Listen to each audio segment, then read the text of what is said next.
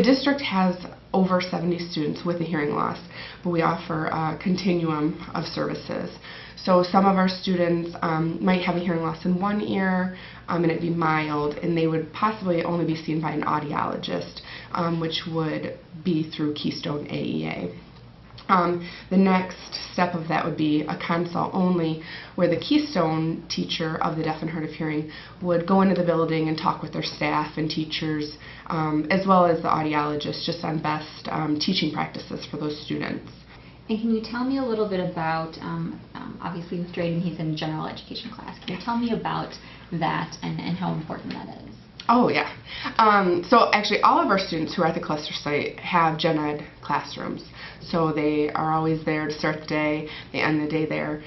We try to keep them in the gen ed room as much as possible, so they have the least restrictive environment. For one, it's great for social skills, to be able to interact with their peers. They also are included in the gen ed curriculum as much as possible.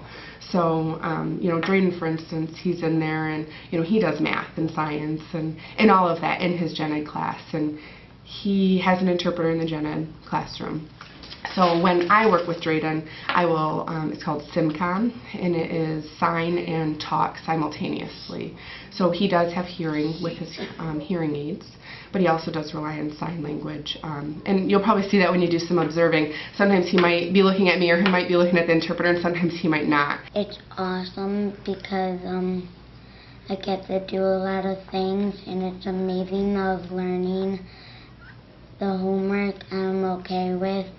And I love having friends at Carver. Okay, that's a lot of stuff you like, huh? And what's some of the homework that you like? What's your favorite subject? When we got to do games for our homework that we have to play with our parents. It's a nice big family, as I like to say, between the families and, all of the staff that work together. I think that oftentimes our students sometimes can struggle once they, once they leave school, because not everyone understands every disability, which is fine, and that's normal, but just to know that they can do anything. They might do a little differently. They might need an interpreter, and they might need things written down if they miss something, but that they're fully capable of anything that anyone else is. So that's a big thing.